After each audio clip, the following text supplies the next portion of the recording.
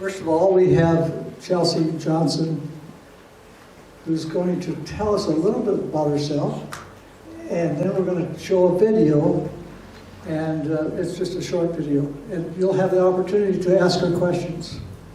Chelsi, what took you so long to go on the field? Well, that is a lot of part of an answer to a question.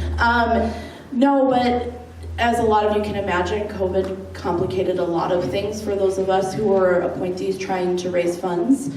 And that's probably half of the 4 years it's taken to get here. Some of it's politics, you know.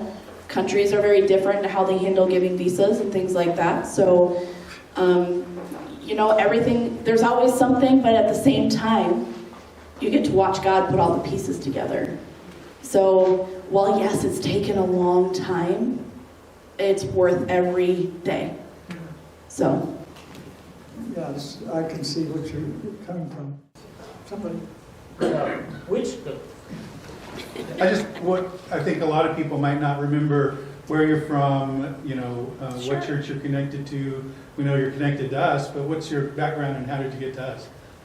Sure, so I was actually born in Phoenix, Arizona, and we moved when I was 2 years old up to Minnesota. So if there's any Minnesotans out there, yeah, for sure, don't you know? But then I moved back down to Phoenix about 9 years ago. And my sending church is actually Palmcroft Church in Phoenix, Arizona.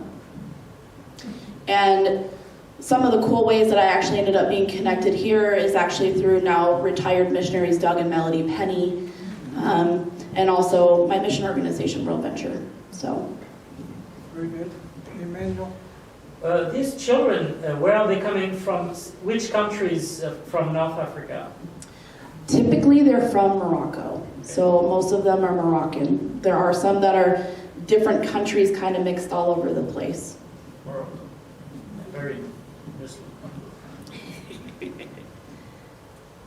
Okay. Barb? You've already been to the center? Yes, so I've actually gone twice.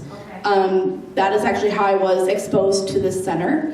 I went there back in 2016 was my first time, so that's been 6 years ago now. And I fell in love with the kids. And my heart is in kids ministry. So for me, seeing their faces and their eyes and seeing myself there, getting to love on them, that's where God grabbed me. So when you were there, were the Sanders there, perchance? Yes, actually. They're good friends of mine. Oh, well, there you go. Random connections. Yeah.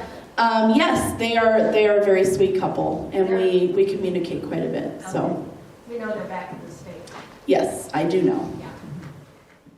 Are you close to having enough? Yes, so actually with the help of this church and others, I am actually 100% supported again. So, yes, that was very exciting. Just because COVID kind of complicated a lot of things, and I ended up losing support over the months, and obviously also costs of living go up as well, so that changes the budget too, but God is faithful and his people are faithful. So You already have a place to stay. yes, so for the first couple weeks I'll be hanging out in Madrid, and then I will actually be going northwest to do my language study and culture immersion, and I get the awesome opportunity to live with a pastor and wife of a church plant, and get to actually serve at their church while I'm going to language school and live in their house. And they speak this much Spanish or English, so talk about jumping directly into it. That's what I'm doing. So. Well, very good.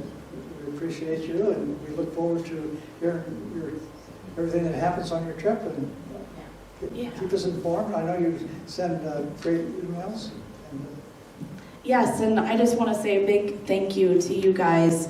Even though many of you may have never met me before, you're still faithful.